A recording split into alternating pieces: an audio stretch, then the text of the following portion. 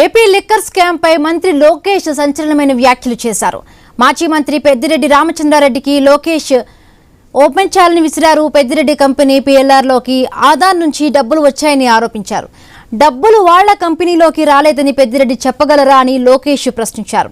Liquor scam లో ఆధారాలు పక్కాగా దొరికాయన్నారు.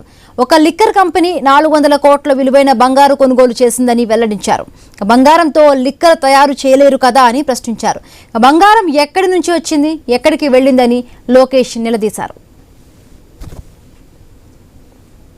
ఒక బ్రాండ్ని ఇంట్రడ్యూస్ చేయాలన్నా, ఒక బ్రాండ్ని తీసేయాలన్నా ఎక్సైజ్ పాలసీలో చాలా క్లియర్ ప్రోటోకాల్ ఉన్నాయి. అన్ని వయోలేట్ చేసి ఏకపక్షంగా చేశారు. డబ్బులు ట్రాన్స్ఫర్ అయింది, చెక్లో ట్రాన్స్ఫర్ అయింది. విచిత్రం ఏంటంటే ఒక లిక్కర్ కంపెనీ 400 కోట్ల బంగారం ఎప్పుడు ఉంటుందండి?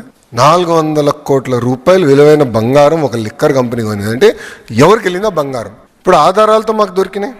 అదాన్ డిస్టిలరీస్కి డబ్బు వెళ్ళింది. అదాన్ డిస్టిలరీస్ నుంచి PLR కన్స్ట్రక్షన్కి డబ్బులు వెళ్ళినాయి వితౌట్ ఎనీ అగ్రిమెంట్. చెక్ అండి, PLRకి వెళ్ళింది. కాదని చెప్పమనండి, వాళ్ళు నేను ఛాలెంజ్ చేస్తున్నా. ఈరోజు పాపాల పెద్దిరెడ్డిని నేను ఛాలెంజ్ చేస్తున్నాను. రాలేదని చెప్పమనండి, ఐఎమ్ ఛాలెంజింగ్ హిమ్. సార్ డబ్బులు వెళ్ళినాయా లేదా? అవినీతి సొమ్ము. సార్ PLR అనేది ఒక కరప్ట్ కంపెనీ నంబర్ 1. వాళ్ళ బిజినెస్ ఏంటి? కన్స్ట్రక్షన్. లిక్కర్ కంపెనీ నుంచి PLRకి డబ్బులు ఎందుకు